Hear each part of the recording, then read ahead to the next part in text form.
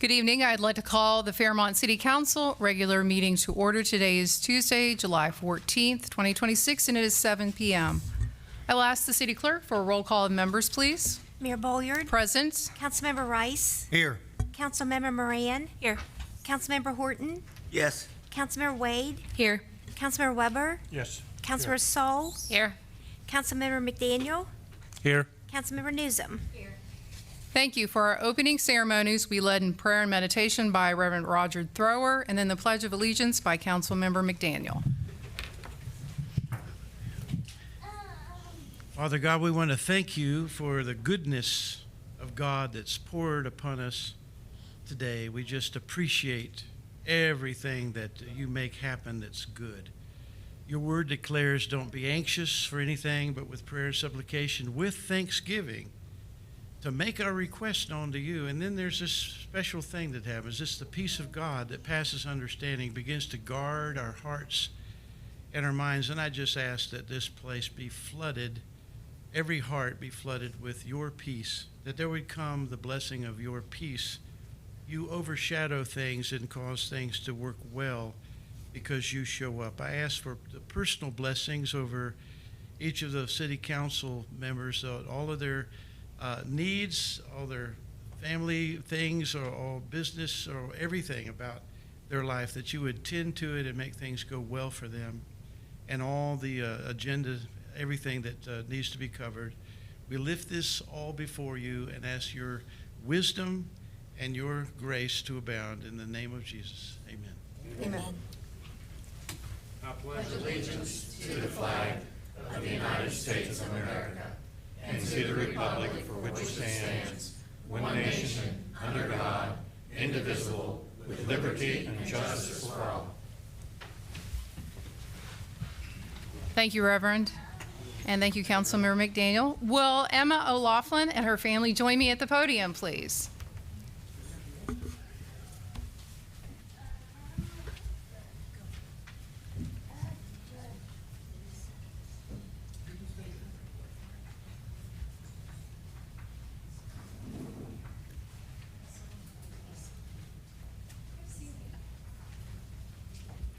So tonight we're going to recognize an exceptional person and citizen of the city. And I want to share a little bit of information about Emma this evening. Emma O'Laughlin is an ambassador Girl Scout and a rising senior at Fairmont Senior High School. She has been a Girl Scout since first grade and achieved her bronze and silver medals, the highest available Girl Scout awards for her age groups at that time. In June 2025, Emma was selected as one of 20 Girl Scouts from across the country to attend the 70th Annual United Nations Commission on the Status of Women in New York City. She participated in months of preparation, including meetings with her fellow Black Diamond Girl Scouts and media training.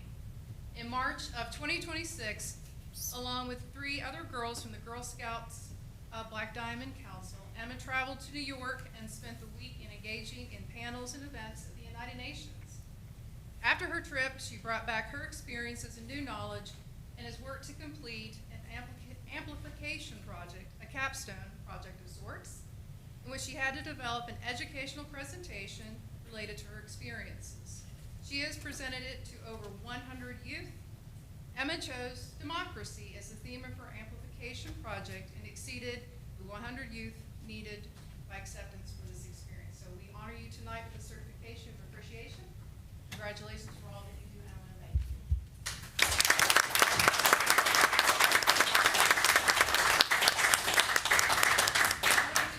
you. Let's all go About your experience? Okay. Here, let's get a picture if we can have all of you right here in the middle.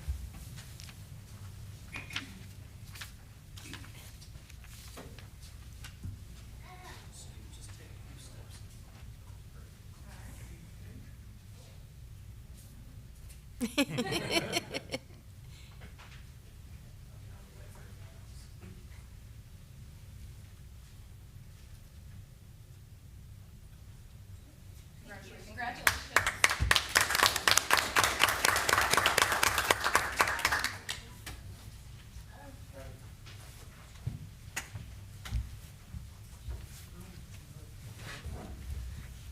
The next item on our agenda is the approval of minutes. Has everyone had the opportunity to review the minutes from our regular meeting dated June 23rd, 2026? And if so, do I have a motion, a second, to approve these minutes? Second. Thank you. Any corrections? As hearing none, all those in favor for approving our minutes from our regular meeting, June 23rd, 2026, please respond with aye. Aye. Those opposed? As hearing none, those minutes are now approved. Moving on, we have 2 public hearings before us this evening. If the city clerk would read the first one by title, please. An ordinance of the Council of the City of Fairmont repealing and replacing Section 5.3 Signs and Similar Structures of Article 5.05 Site Standards of the provisions of the City of Fairmont's Codified Planning and Zoning Code. Thank you. Is there anyone to speak in favor of this ordinance? Please step to the podium to address council. Mayor Bollier, members of council, Shay Strait, 305 Riverview Avenue, Morgantown, West Virginia. Just wanted to speak on this. There's been a lot of hard work from a lot of folks at the city, along with our volunteer citizens in Fairmont on the Planning Commission, to work on such a heavy lift. And knowing this code amendment inside and out, I believe this is probably one of the single best things we can do for local businesses, especially. This will greatly simplify what is happening for signs across the city. Make it much easier for both the sign manufacturers, the businesses, and those enforcing the regulations to understand and enforce and get permits for all these signs across the city. This code also helps to unify a lot of the standards for temporary signs that are often used by nonprofits and other organizations to advertise for events, new business openings, or even temporary signs for businesses for special sales or events they have going on. So I believe overall this will have a very positive change for the community and even has some innovative stuff in it that should address all kinds of emerging types of sign technology that could come up in the years to come for the city. Thank you. Thank you. Anyone else present to speak in favor of this ordinance? Please step to the podium to address council. As seeing none, is there anyone present to speak in opposition? Please step forward to address council. Thank you. I have a handout if I could, if you would mind sharing.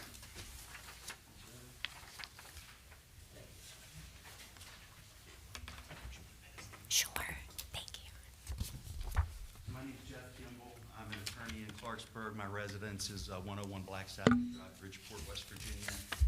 I represent Lamar Advertising, and Ruben Blankenship from Lamar is with me here today. So we have some issues with the new ordinance and just wanted to make you all aware of them. And so I understand my time's somewhat limited, so I'm gonna try to just address them point by point, but that's what the handout is for. The handout addresses the issues of primary concern for Lamar. The first one involves the space revisions. So right now, the ordinance is worded so that billboards have to be at least 500 feet apart. There's been a concern in the past over billboards being clustered and too close together and it not looking very good. So Lamar takes the position that they should be further apart. We proposed 1,000 feet apart. In some of our conversations with the city managers, City Manager Blosser, and with the city attorney, Mr. Sansaloni, and with Mr. Strait, I think there's some agreement on some of those things, and I'll address that in a minute. This is one of the things where I think there's some agreement on that issue. Secondly, the lighting revisions require the billboards be lit from the top down rather than from the bottom up, which is a problem because at certain times of day, the shadow from the light itself will obscure the visibility of the board. The concern seems to be ambient lighting that might be a problem with the uplighting from the base. So we think that a better fix so that the board can still be seen and not be covered by shadow would be some sort of restrictive or limiting language on the uplighting itself so that you don't have, so it's focused directly on the sign. You can't have the ambient light problem shifted off of the board itself. So that's the second issue. The third has to do with the total prohibition on repairing structurally deficient, non-conforming boards. And the concern there is that the language just isn't clear enough to when a board becomes sufficiently structurally deficient so that Lamar can't take care of their boards anymore. all their boards in the city limits are non-conforming. So basically what this would do is say, if you can't maintain the board, it will ultimately become decrepit enough that it will either come down on its own or it'll have to be taken down. So we're naturally concerned about that. You know, it leads to possible legal arguments about whether that could be an improper taking of their rights to have that board without compensation.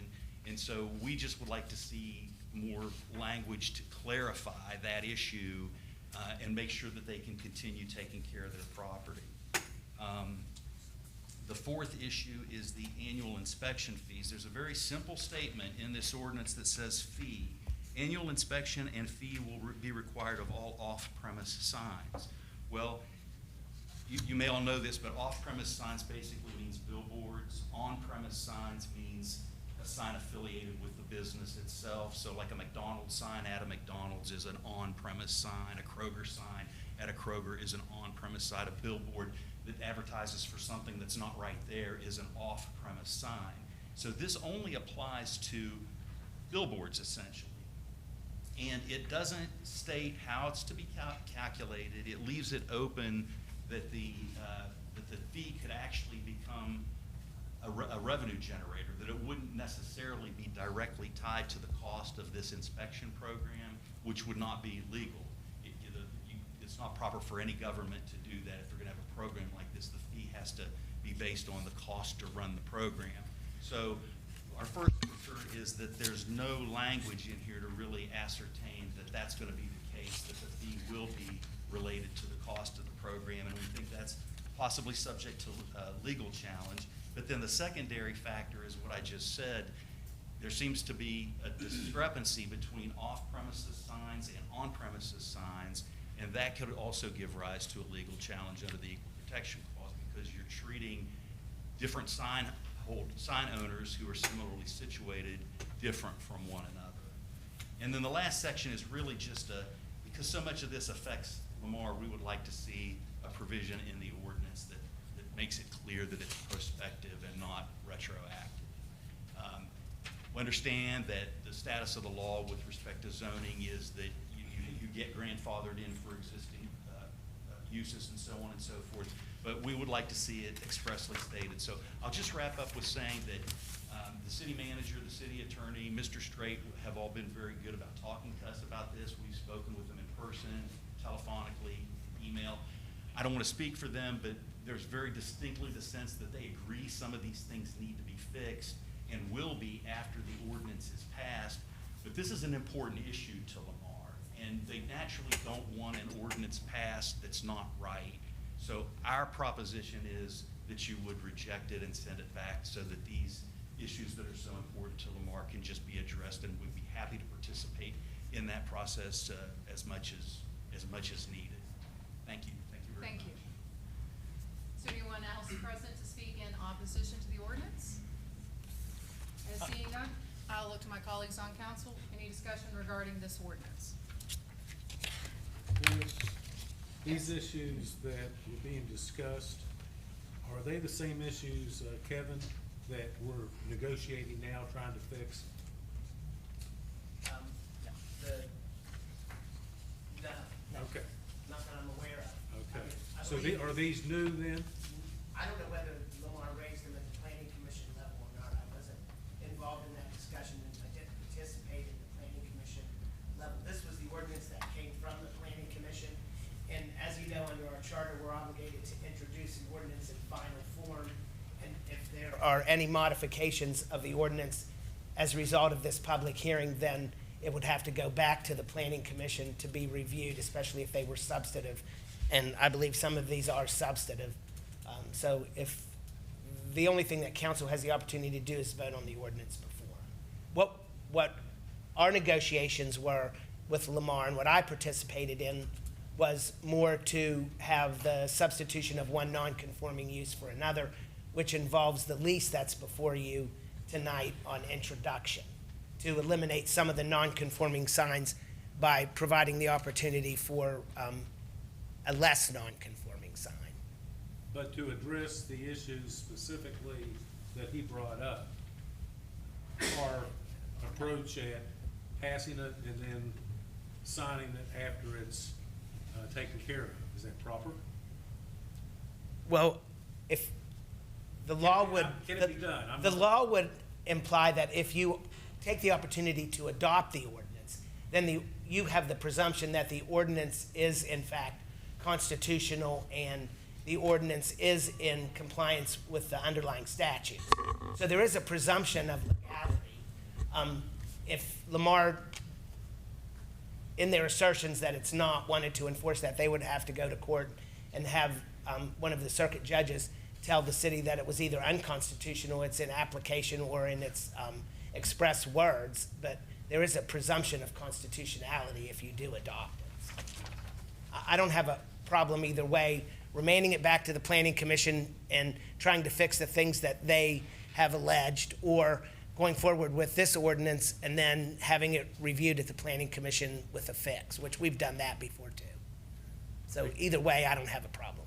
Kevin, what about tabling the issue until we have absorbed all this information? It'll remain the same when it comes back. Yes, you can't, if you table this ordinance, the only opportunity that you have at the very next meeting is to take this ordinance off the table and vote on it, or leave it on the table and allow it to die. As is. It's not a question of whether you have the opportunity to amend it or modify it, because under our charter, you don't have that opportunity. The only opportunity you have is to address what's before you, and if you recommend or want substantive changes, then you have to start the process over. It's clear, it says you have to start the process over. So we'll have to go back to the planning commission. Well, I believe under our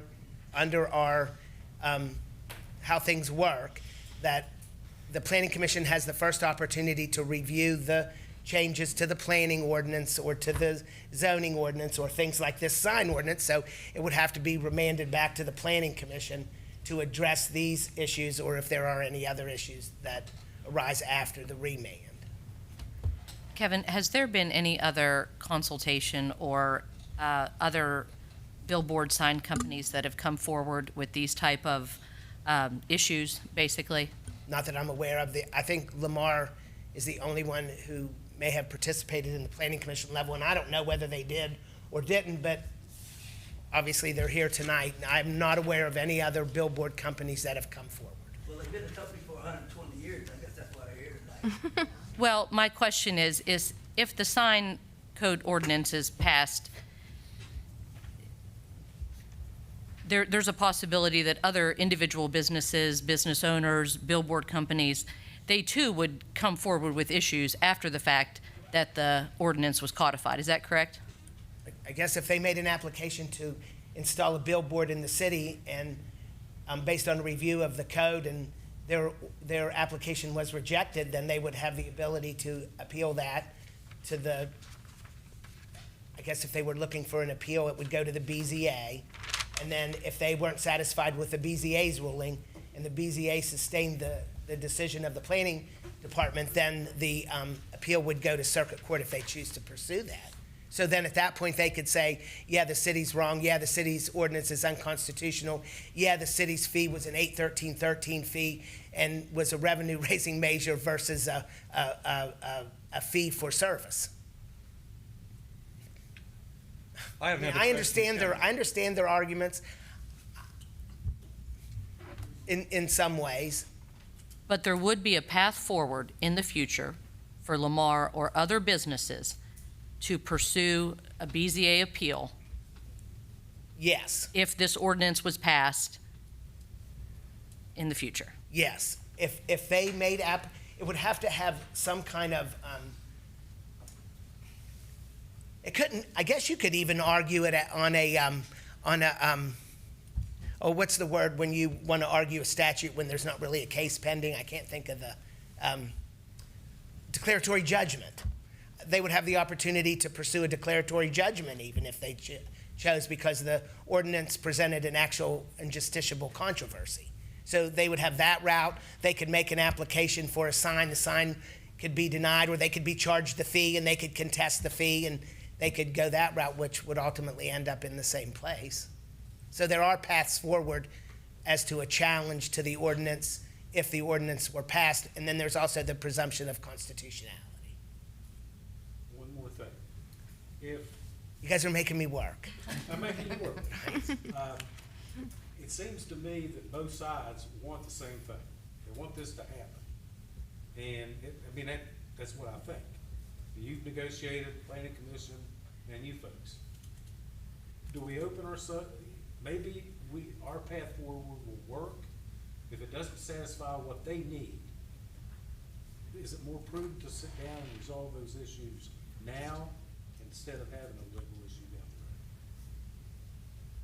the road? I think it's a more amicable path if we were to sit down with them. But they also had the opportunity to participate in the planning commission level, and when the ordinance was being presented and could have been modified at that time, because there were public hearings held on it at that time too. So this isn't the first public hearing. There were prior public hearings at the planning commission, and everybody, all the citizenry, including Lamar or any other company or any other sign company, would have had the ability to participate in those discussions as well and give their input and make suggestions and take a role at that point versus the 24th hour, which is where we are now.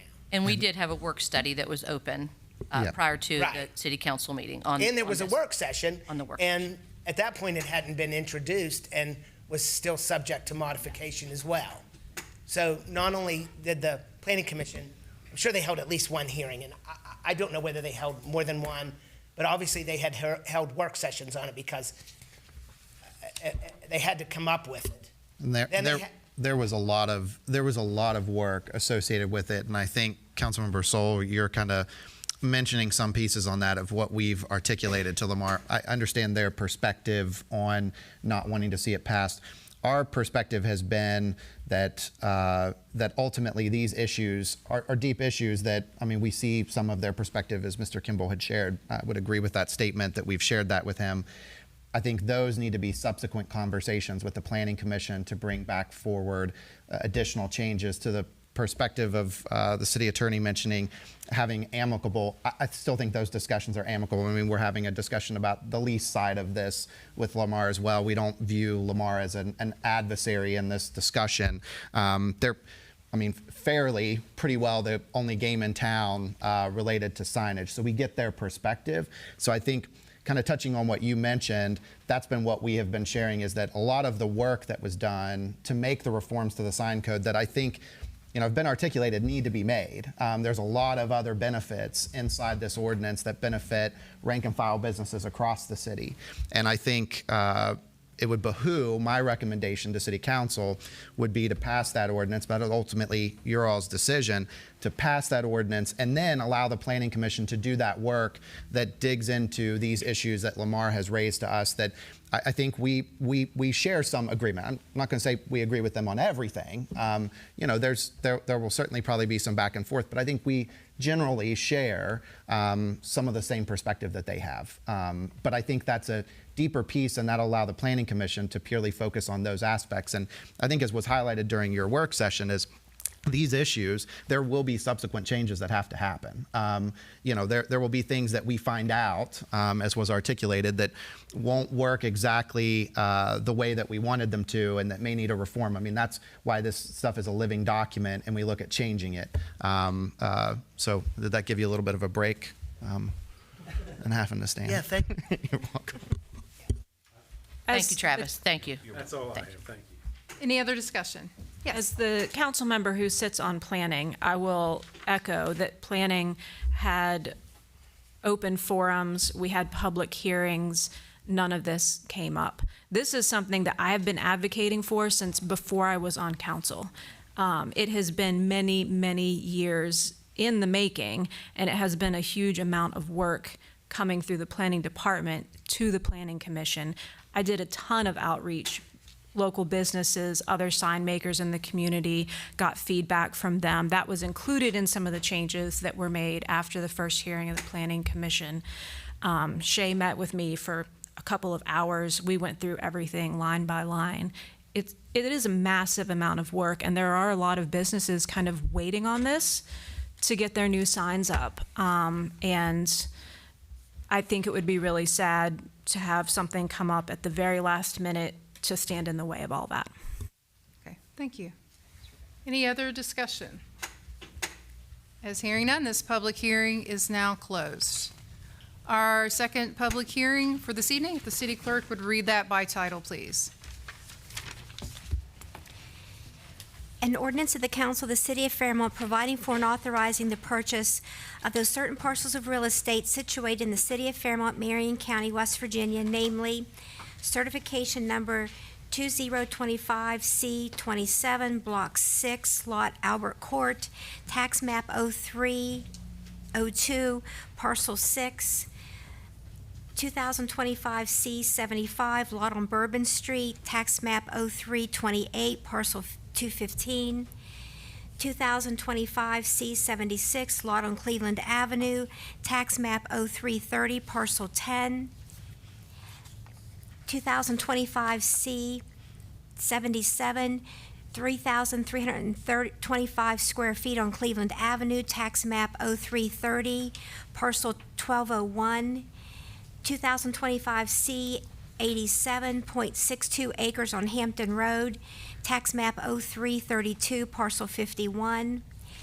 2025C 106, Lot 3, Maple Avenue, Tax Map 0334, Parcel 19, 2025C 111, Lot Ogden Avenue and Quincy Street, Tax Map 0334, Parcel 276, 2025C 114, Part Block P, Lots 6 and 7, Holbert Avenue, Tax Map 0336, Parcel 77, 2025C 115, Block P, Lot 5, Holbert Avenue, Tax Map 0336, Parcel 78, 2025C 133, Lot 451 and Part Lot 452, Owens Avenue, Tax Map 0502, Parcel 84, 2025C 155, Block 2, Lot 50, Bellevue Avenue, Tax Map 0606, Parcel 56, by the City of Fairmont from the State of West Virginia Deputy Commissioner of Delinquent and Non-Entered Lands as a result of the non-payment of real estate taxes and providing for and authorizing the conveyance and transfer of said parcels of real estate from the City of Fairmont to unidentified subsequent purchasers in accordance with the City of Fairmont's approved Home Rule Plan and the ordinances and resolutions adopted thereunder. Thank you. Is there anyone present to speak in favor of this ordinance? Please step to the podium to address council. As seeing none, is there anyone present to speak in opposition to this ordinance? As seeing none, I'll look to council. Any discussion regarding this ordinance this evening? As hearing none, this public hearing is now closed. Our third public hearing this evening, if the city clerk would read that by title, please. An ordinance of the Council of the City of Fairmont amending and supplementing Part 1 Administrative Code, Chapter 1, General Provisions, Article 104, Voting Districts, Section 104.08, 7th District of the Fairmont City Code, to provide for the inclusion of certain annexed territory near Carriage Drive into the 7th Voting District. Thank you. Anyone present to speak in favor of this ordinance? Please step to the podium. Seeing none, anyone present to speak in opposition? Seeing none, I'll look to my colleagues on council. Any discussion regarding this ordinance this evening? Hearing none, that public hearing is also now closed. We'll move on to announcements. Deputy Mayor Rice, do you have any announcements for us this evening? I have none, Mayor. Thank you. Councilmember Moran? Our appointment to the library board reminds me of all of the great things that the library has going on this summer. Whether you are a family with kids looking to entertain or an adult, there is a ton of cool things happening. They're doing field trips. That's a great thing, and even some for grown-ups. So the next one that really piqued my interest is Unearthing Fairmont Historic Architecture Tour on July 25th at 9:30 a.m. So be sure to check out. They have like this whole like weekly rundown of everything that's going on in all the branches on their page. I also want to say thank you to all the farmers market volunteers, vendors, and guests. It's a very hot parking lot at 2 o'clock when the volunteers and vendors start setting up. But all of our local growers are starting to have their produce come in, so their tables are very, very full with local and vegetables that don't contain any parasitic anything that you have to worry about eating. And I'm sure someone else will probably share, but Hometown Market's feast this week is the first evening one. It will be from 4 to 8 p.m. It's going to be a good time. Come on out. Thank you. Councilmember Horton. Have nothing, Mayor. Councilmember Wade. I have nothing, thank you. Thank you. Councilmember Weber.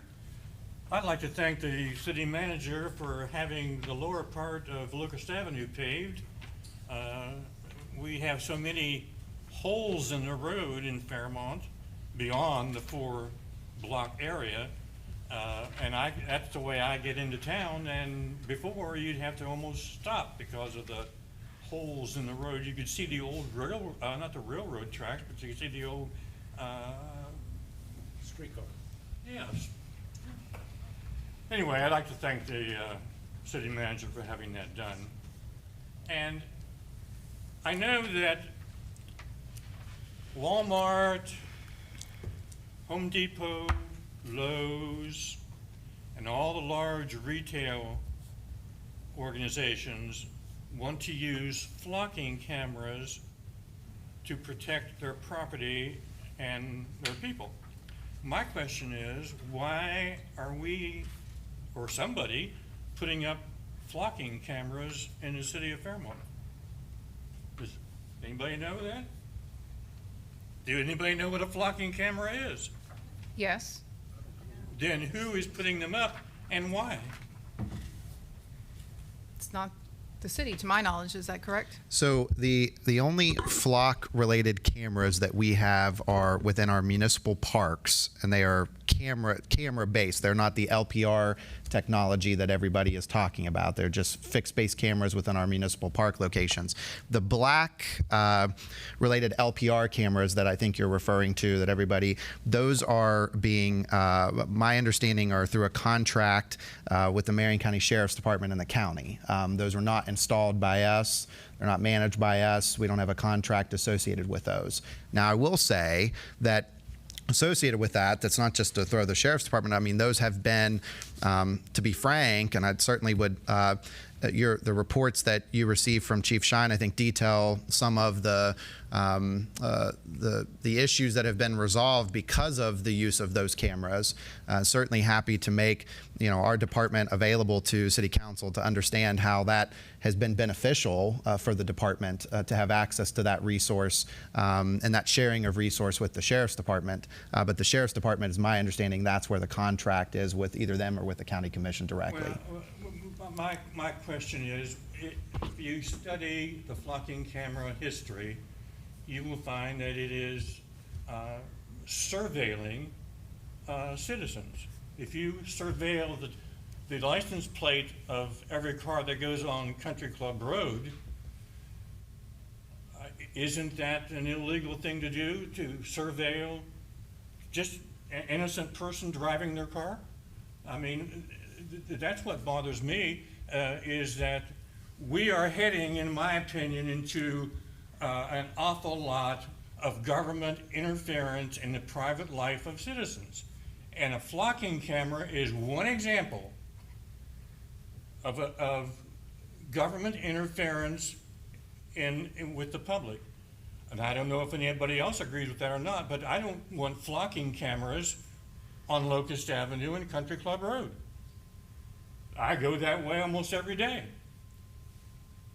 And I don't see the purpose of it. I mean, I don't see the purpose of that for the county or the state. Now, I understand Fairmont State has 2 cameras, but that's state property. The state can do anything they want on state property. We live in the city of Fairmont. This council represents the people of the city of Fairmont. Surveilling people who drive the roads of Fairmont by a government agency, I find that not unfair, actually. And Travis, I understand what you're saying. But I would add for you that those cameras and their locations are not on City of Fairmont prop. We have not authorized the installation of those cameras. Those are on, my understanding, DOH right-of-way, which is, again, to your point, the Fairmont it's a state-related, we did not authorize their installation. Fairmont State can do whatever they want to. Well, but it's the same with the cameras that you're talking about on Locust Avenue and those other locations are in DOH right-of-way. They're not on City of Fairmont property. Then we have no control over our own. Is that true? I mean, you know, we have no. The cameras are. We have no control over what happens in the city. Well, that's not what I said, Councilman Weber. What I've articulated is the West Virginia DOH and the Sheriff's Department have coordinated whatever or gotten permits associated with that work. We've had no involvement in that. The only thing we have is a cross-shared arrangement with the Sheriff's Department associated with those cameras. That's it. I think you're missing my point altogether. Okay. It's not that the sheriff can surveil people, but I just don't understand the legality of how they can surveil every car that goes by and know their license number, the color of the car, if they have window tint or whatever. Yeah. I mean, certainly from your perspective, I understand this is most recently a hot button issue in Huntington last night. I know they had a very lengthy council meeting associated with a contract that they passed for the installation of these cameras. From what I'm just trying to articulate to you is we did not authorize those camera installations. We don't have a contract associated with Flock related to those cameras. The only cameras that we have are, I believe, about 5 cameras that are actual cameras. They're not the LPR cameras that you're seeing out on the street. They're actual just surveillance cameras that are inside our municipal parks. Being inside the municipal park is fine to make sure that the patrons of that park are safe. I'm talking about. I know what you're talking about. Those are not our cameras. I don't own them. I don't have the ability to seek their removal. Do we have the ability as a city council to say we don't want those in the city of Fairmont? Well, I can certainly leave that to the city attorney to answer your question for you. Councilman? There's no way I can answer that question tonight. I don't know the answer to it. You go by the one on Locust Avenue every day. I understand what Travis is saying, that the DOH right-of-way within the city is under the control of the state and not under the control of the city, just like we don't plow it, we don't pave it, we don't take care of it, we don't do anything with it. It's DOH right-of-way that just passes through the corporate limits of the city of Fairmont. Whether those cameras are unconstitutional on their face as a whole, I don't know the answer to that question tonight. I've never had the opportunity to address that issue. We only address the issues of the cameras in the park, and we put up the necessary, I believe, signs to alert citizens that those cameras are there and the purpose for which they are there. And if I recall correctly, and I'm hoping I'm speaking correctly, there's a QR code on the sign that alerts citizenry that those cameras are in the park, and I took care of that from the perspective of the city. I don't know what the state did. I don't know what the county did. I can't answer the question. Can we find out the answer? Or do we want to find out the answer? Well, I can surely try to find out the answer for you, whether they're unconstitutional on their face and whether it's an improper invasion of your constitutional rights. But I don't know that answer tonight. I can attempt to find that out for you, but. But when you go home tonight, look up to your left you'll see the camera point right at you. I've had the same argument with my daughter 15 times already. Council member, I can just say on my behalf, I've been trying to gather a little bit of research surrounding that. I think a lot of the flock camera issues come down to where the data, who controls the data, how long the data is stored, and what they are particularly tracking. I'd be happy to share that with council once I get some of those answers. I can say, though, me being in the first responder world, some of the flock cameras, specifically for the counties, are license plate readers. Again, we would have to see those contracts to look a little bit more into it, which I'm trying to obtain. But those are for amber alerts, silver alerts, And I have heard multiple of those over those agencies. So they are a safety portion. Now, there are other portions I am concerned about just as well as you are. It's just a matter of finding those answers. But the thing is, we need to do something to alleviate that surveillance. We, the citizens, don't need surveillance. And Mr. Sansalone is going to research that information. Okay, no comment. Thank Good. you. Thank you. Thank you. Councilmember Sol. Nothing from me. Councilmember McDaniel. Well, I piggyback on part of what Councilmember Weber said. I really enjoy the pavement that's been fixed on Locust Avenue, because if you drive something that has a stiff suspension, you probably have had the opportunity to enjoy that intersection. That intersection's been a problem for years. Water drainage is a big bugaboo, and it has been fixed several times. I hope this one takes. But I'd also like to thank our city manager's efforts working with DOH, and there's been professional patching done throughout the city. They no longer come in and throw asphalt in a hole and move on. They cut, they compact, and roll. So I'd like to thank them for that happening. And also, Travis, I forgot, when will the contract be let, and when will pavement begin on the connector? I will have update on that in my report, so. Thank you. Councilmember Newsom. Just a reminder of the Run for Recovery 5K run and 2K walk for the Union Mission, and it's Saturday, July 18th, and you have to register before then. And then there is also the Union Rescue Mission Golf, and that one was for the Union Rescue Mission, and there's a Union Rescue Mission Golf Scramble. It's Friday, September the 18th at Tiger Lake Golf Course in Grafton, West Virginia, and I left a bunch of flyers back there. Thank you. The only thing I had also encouraging everybody, I think the registration closes tomorrow for the Run for Recovery, which will be Saturday, July 18th, as well as the Hometown Market from 4 to 8 on July 18th.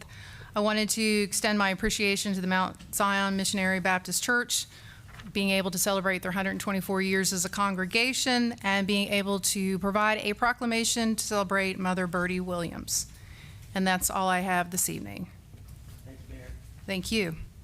Moving on, we have citizens petitions. We have one before us this evening. If you'll step to the podium, state your name and address, please, and you have 5 minutes to address council. Thank you, Mayor, members of council. Shea Strait, 305 Riverview Avenue, Morgantown, West Virginia. When I was first hired by the city in 2021, I remember the city felt like a castle. A lot of the staff in City Hall were afraid, were skeptical at best to engage with the public, to reach out, to give them more information, to bring them in and have them involved. Rightfully so, there were many years of just, lack of a better term, aggression towards the city and its staff and its officials on a lot of projects and work it had done. But that has changed drastically over the past 5 years, and the city is no longer that. I remember in particular one of those projects that really stood out to me was when we did Windmill Park, and we engaged with the public and did an input session in the park as staff. And because we wanted to hear from them, what is it that they wanted in their park, the actual folks from the neighborhood, what did they want to see there? I remember one of those residents coming up to me, telling me that it was the first time they could remember the city coming into their neighborhood and holding a meeting in their neighborhood for them. That meant a lot. That truly meant a lot to see how far we had come together as a community and worked on that. This is part of why the job of being the city's director of planning and development for so many years meant absolutely so much to me. To be able to talk to residents and get their input, and form plans and to act on those goals and objectives, and to make real change for the whole community felt more rewarding than I can put into words. It helped break down the apathy that had held Fairmont back for so long. Held it back from what Fairmont deserved and should have been. One of my favorite things was capital projects. It was more my expertise and more my field. I'd done a lot of construction prior to coming to the city. Some of the best practices for capital projects, though, is to discuss the project with the public, and this is a very watered-down version, to talk with them about their desired outcomes and gain information that maybe staff didn't know about the area or the project needs. Then clearly define a scope of work. Then the project is designed to that specific scope, and lastly, it's bid out and it's built. However, at a point, things began to close up in certain ways to make room for certain people to make decisions rather than others, and for certain people to publicly receive recognition. Not all at once, but over time, and it became apparent more and more. The issue isn't recognition, rather that some of the decisions that were made were not in the best interest of the community. I remember during the construction of the Windmill Park pickleball, or the pavilion up there for Windmill Park, the contractor had run into an issue, an unknown underground piece of concrete that needed resolved. Contractor was directed by city leadership to do whatever it takes to get the project done and keep it moving forward. That resulted in change orders that nearly doubled the cost of that project and put it over the threshold for a project that requires bidding. It also cost the city an enormous amount of labor and materials that was unnecessary to solve the problem. I tried to raise this issue, that this shouldn't be the way that capital projects were handled. I was immediately told my place, and that it wasn't even the person's fault who ordered the contractor to do whatever it takes. Instead, it was the fault of the other staff. I still remember the contractor chuckling over the phone after the invoice came in because he knew he had essentially been given a blank check. This behavior continued again and again, change orders redesigning large parts of projects partway through, delaying implementation, drastically increasing engineering costs for the city's projects.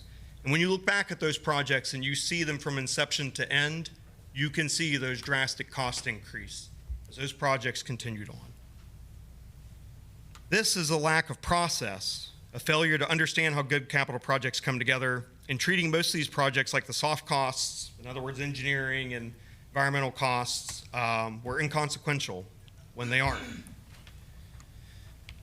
The mentality of this evolved, though, into things that I found generally unethical.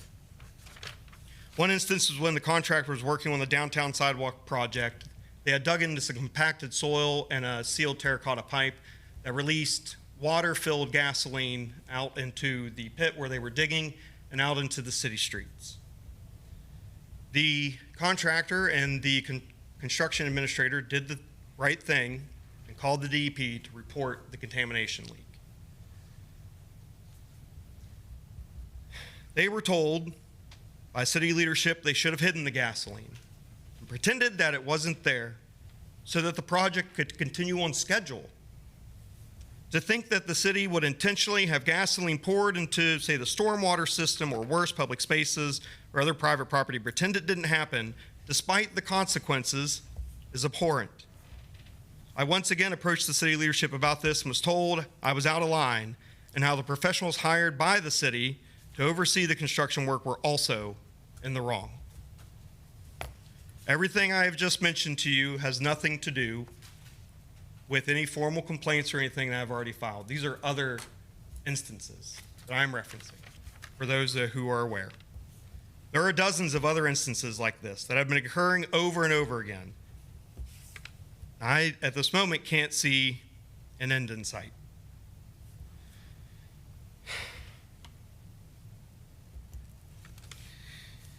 Mr. Straight, that is your 5 minutes. Oh, sorry, Mayor. 5 minutes. 30 seconds. I'm sorry, I choked up and I had just one. You have 30 seconds. Thank you. It is essential to have transparency, integrity, and accountability in government and other democratic institutions. Together, those principles establish the trust between the governing body and the people it serves. I feel that all three of those proposed principles are fractured within Fairmont City Hall, and perhaps in some instances missing altogether. Fix-It requires the people working for the city, whether the staff, appointed citizens, or elected officials, to uphold those principles at every opportunity. The city needs to be corrected from the inside before it loses more good public servants, erodes the trust with the public, and loses its momentum in transforming Fairmont into the community it deserves to be. Thank you.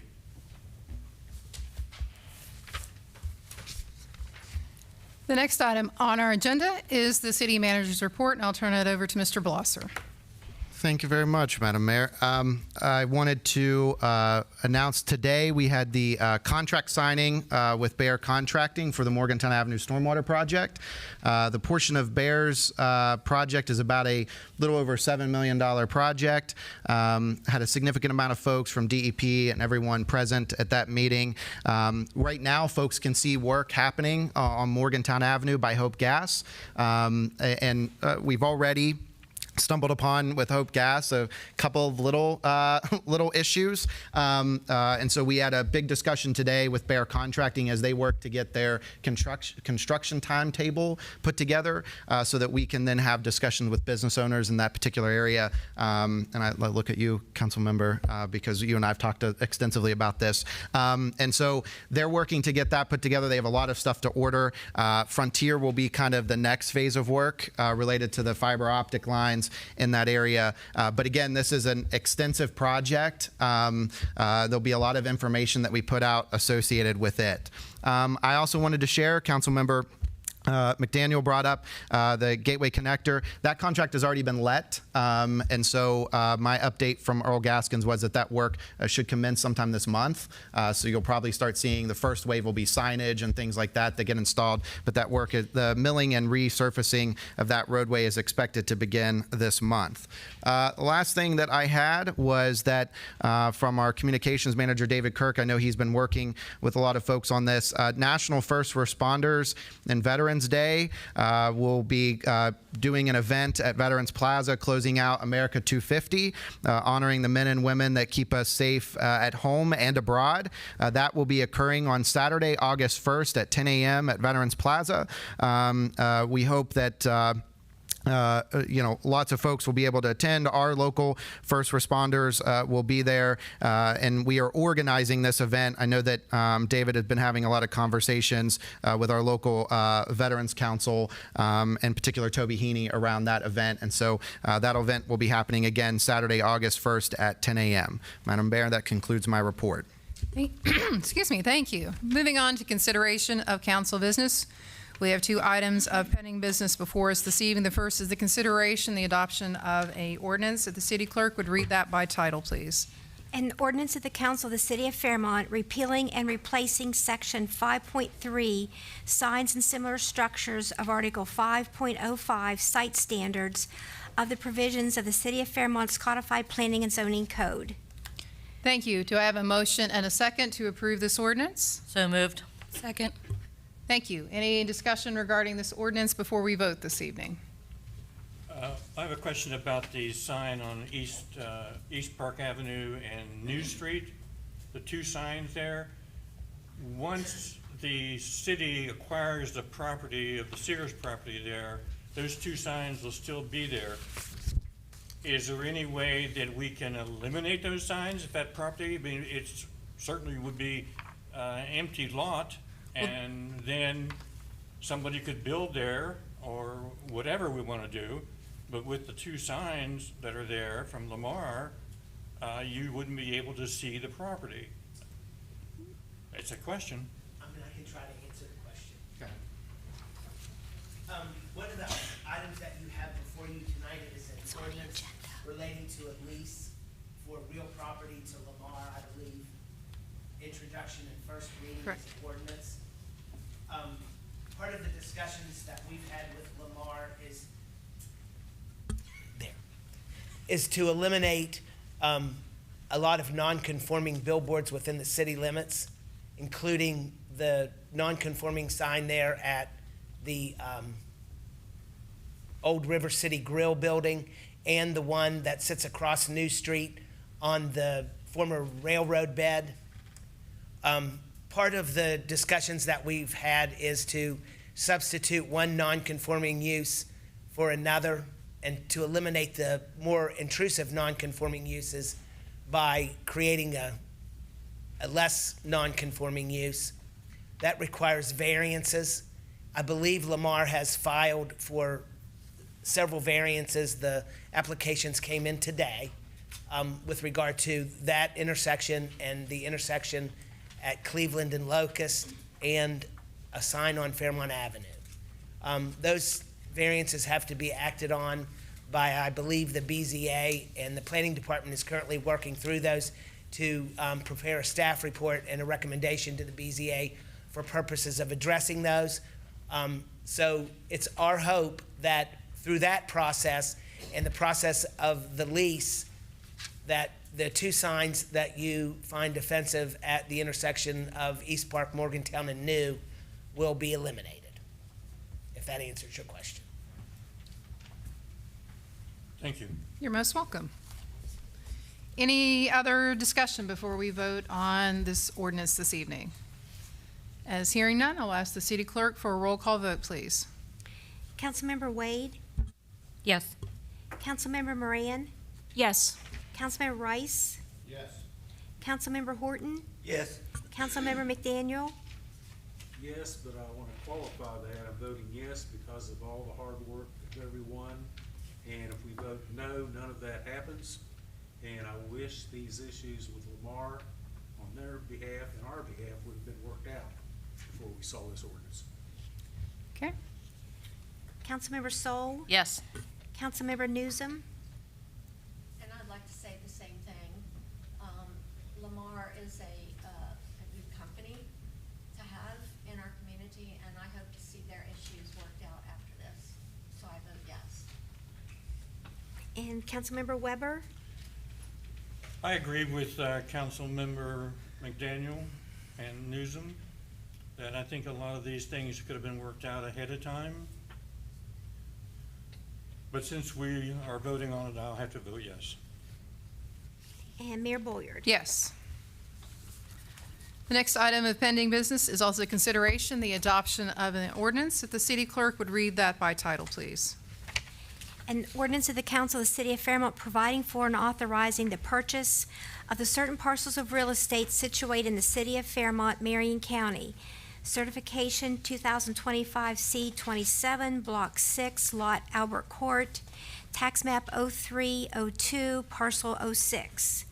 2025 C75, Lot on Bourbon Street, Tax Map 03-28, Parcel 215. 2025 C76, Lot on Cleveland Avenue, Tax Map 0330, Parcel 10. 2025 C77, 3325 square feet on Cleveland Avenue, Tax Map 0330, Parcel 1201. 2025 C87, 0.62 acres on Hampton Road, Tax Map 0332, Parcel 51. 2025 C106, Lot 3, Maple Avenue, Tax Map 0334, Parcel 19. 2025 C111, Lot on Ogden Avenue and Quincy Street, Tax Map 0334, Parcel 276. 2025 C114, Block P, Lot 6 and 7, Holbert Avenue, Tax Map 0336, Parcel 77. 2025 C115, Block P, Lot 5, Holbert Avenue, Tax Map 0336, Parcel 78. 2025 C133, Lot 451, Part Lot 452, Owens Avenue, Tax Map 0502, Parcel 84. 2025 C155, Block 2, Lot 50, Bellevue Avenue, Tax Map 0606, Parcel 56. By the City of Fairmont from the State of West Virginia Deputy Commissioner of Delinquent and Non-Entered Lands as a result of the non-payment of the real estate taxes and providing for and authorizing the conveyance and transfer of said parcels of real estate from the City of Fairmont to unidentified subsequent purchasers in accordance with the City of Fairmont's approved Home Rule Plan and ordinances and resolutions adopted thereunder. Thank you. Do I have a motion and a second to approve this ordinance? So moved. Second. Thank you. Any discussion regarding the ordinance? Mayor, I would like in the future for any of this, we have, I think there are 10 here, 11. 11, that we are issued a map showing exactly where these are. I think I know where all these are, but it would be helpful to have a map showing, for example, the Cleveland Avenue properties. If I could speak Just a to suggestion. that, Thank you. all of these are searchable on the West Virginia Property Viewer by the lot numbers that are listed. It's a map of the whole state, but also includes the Fairmont properties. mapwv.gov, right? Yes, you can look them up and drive by them and inspect them for your own. Okay, I still think a map would be helpful. Duly But noted. that's okay, that's all right. No, fine. that's I'll great Go feedback. back on my, Any other discussion regarding this ordinance? As hearing none, I'll ask the city clerk for a roll call vote, please. Councilmember McDaniel, Yes. Councilmember Newsom, Yes. Councilmember Wade, Yes. Councilmember Moran, Yes. Councilmember Horton, Yes. Councilmember Weber, yes. Councilmember Sol, Yes. Councilmember Rice, Yes. Mayor Bolyard. Yes. The next item is also the consideration, the adoption of an ordinance. If the city clerk would read that by title, please. An ordinance of the Council of the City of Fairmont amending and supplementing Part 1 Administrative Code, Chapter 1, General Provisions, Article 104 Voting Districts, Section 104.08, 7th District of the Fairmont City Code to provide for the inclusion of certain annexed territory near Carriage Drive into the 7th Voting District. Thank you. Do I have a motion, a second, to approve this ordinance? So moved. Second. Thank you. Any discussion regarding this ordinance? Madam Mayor, if I may, Yes. this should be the last, one of the last remaining pieces as a result of the annexation of Carriage Drive. Thank you. Any other discussion regarding this ordinance before we vote this evening? As here none, I'll ask the city clerk for a roll call vote, please. Councilmember Rice, Yes. Councilmember Horton, Yes. Councilmember Moran, Yes. Councilmember Sol, Yes. Councilmember Newsom, Yes. Councilmember Wade, Yes. Councilmember Weber, Yes. Councilmember McDaniel, Yes. Mayor Bolyard. Yes. Moving on to new business, we have 3 items of new business before us. The first is the introduction, first reading, and setting a public hearing. If the city clerk would read that by synopsis, please. Ordinance authorizing the issuance by the City of Fairmont of not more than $4 million in aggregate principal amount of sewage system design bond anticipation notes, Series 2026A, for the purposes of temporary financing the cost of design of and other pre-project costs for improvements and extensions to the existing public sewage facilities of the city and cost of issuance of the notes, providing for the right of remedies and security for the registered owners of such notes, authorizing the sale and providing for the terms and provisions of such notes, and enacting other provisions with respect thereto. The City of Fairmont, the issuer, owns and operates a public sewage system. It is deemed necessary and desirable for the health and welfare of the inhabitants of the issuer that there be designed certain improvements and extensions to the existing public sewage system of the issuer, including improvements and extensions of the sewer system, sanitary sewer improvements, and all necessary facilities. The construction project and the design and other pre-construction activities collectively defined as the design project. The existing public sewage system of the user and any further improvements or extensions thereto being called the system. It is deemed necessary for the user to issue its sewage system design bond anticipation notes, Series 2026A, in one or more series, the notes or the Series 2026A notes in an aggregate amount of not more than $4 million to temporarily finance a portion of the cost of the design and other preliminary cost of the design project and the cost of the issuance of Series 2026A notes and related costs pending the issuance of revenue bonds anticipated to be issued upon commencement of construction of the construction project. By this proposed ordinance, the council for the issuer authorizes the issuance of the aforementioned sewage system design bond anticipation notes, Series 2026A, in an aggregate amount of not more than $4 million for the design project to be secured by and payable from the gross revenues of the system. On July 1st, 2026, the Sanitary Sewer Board for the City of Fairmont, at a duly called and noticed special meeting, considered and adopted a petition requesting that the city for the issuer enact an ordinance pursuant to Chapter 16, Article 13 of the West Virginia Code of 1931 as amended, directing the issuance of the Series 2026A notes for the design project in the amount and for the purpose stated. Thank you. Do I have a motion, a second, to set this public hearing for August 11th, 2026? So moved. Second. Thank you. Any discussion regarding the ordinance?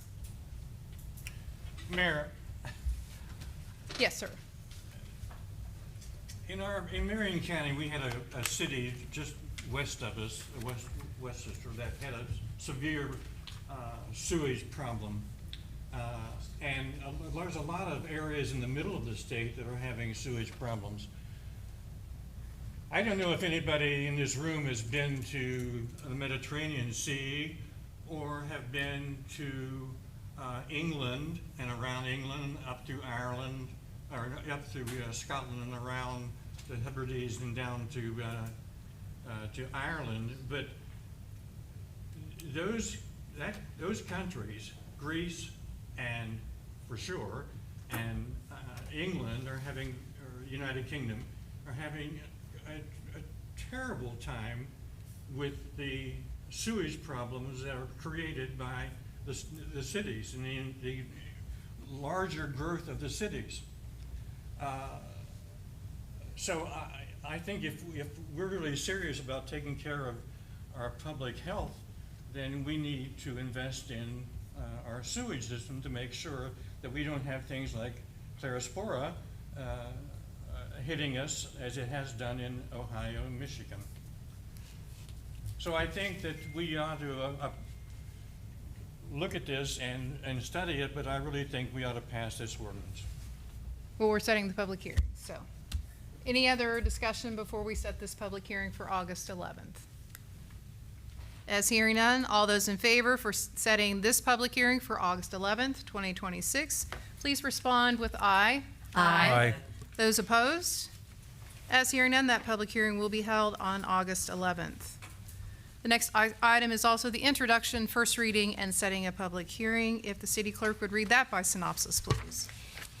An ordinance of the Council of the City of Fairmont providing for the lease to Lamar Companies of a portion of the certain parcel of real estate owned by the City of Fairmont situated at the intersection of New Street and East Park Avenue in the City of Fairmont, Union District, Marion County, West Virginia, and being part of parcel 333 of Marion County Tax Map 0505, which parcel is more particularly described as RR Parcel 17 and shown on the certain plat of record in the Marion County Clerk's Office in Deed Book 1122 at page 81, approving the form of the transactional documents and authorizing the city manager to execute and deliver the same.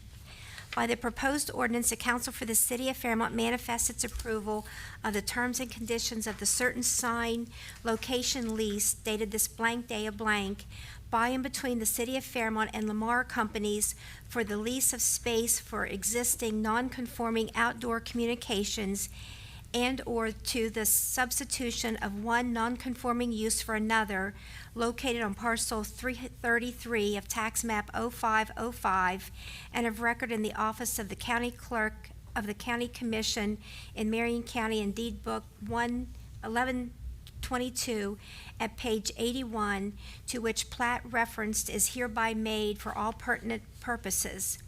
As a condition precedent, the proposed ordinance provides that the signed location lease may be executed and delivered to the Lamar Companies only upon the Lamar Companies' compliance with all applicable provisions of the City of Fairmont's Planning and Zoning Code relating to nonconformities and/or to the substitution of one nonconforming use for another, and upon satisfaction of all applicable ordinances and laws, including all applicable zoning rules and regulations and site standards.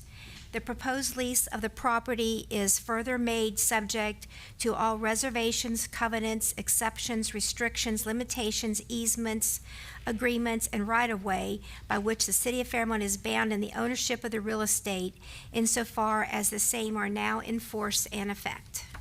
Thank you. Do I have a motion and a second to set this public hearing for July 28th, 2026? So moved. Second. Thank you. Any discussion regarding this ordinance? Mayor, as outlined in the memorandum, will the negotiations continue on up through the public hearing for the changes that need to be made to the lease agreement? Is that the plan? Hopefully, it'll conclude before that, so we'll have a final lease before the public hearing and the adoption. I believe somebody from Lamar, the person working on it, was out of town and hasn't had the ability to, or the opportunity to address some of the issues that I had raised in my email to him. Thank you. The ordinance also provides that there can be modifications to the lease, and that the modifications to the lease are acknowledged by the person signing it as correct. So I did make provisions for some modifications to the lease after the ordinance was introduced. Thank you. Councilmember Moran? Yeah, so I believe the electronic billboard put there would require a variance, and you were feeling like maybe that had been submitted. I believe, if I recall what Carly told me, it requires 15 variances. And the 15 variances, I believe, have been submitted by Lamar to the planning department. So while council can't control what the BZA does with that, would we be able to see the requested variances or requested plan for the sign that they would hope to put there? I think that a lot of that info will be included in the staff report and everything to BZA, and certainly would be made part of the agenda. So we'll be happy to share that. It's hard to know, like, to approve a lease for what we don't know what kind of sign. I know it's just the lease on the space and. Well, it also says that the lease cannot be signed and delivered on behalf of the city until all the necessary variances have been granted and all of the, there's been compliance with all applicable provisions of the City of Fairmont Planning and Zoning Code relating to nonconformities and/or the substitution of one nonconforming use for another, and upon satisfaction of all applicable ordinances and laws, including all applicable zoning rules and regulations and site standards. So I believe it's the city's intention and Lamar's intention to comply with all provisions of the code prior to the execution and delivery of the lease.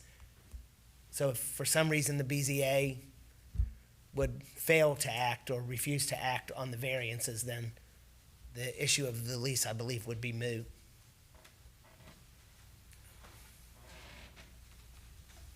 And so it won't be executed or delivered.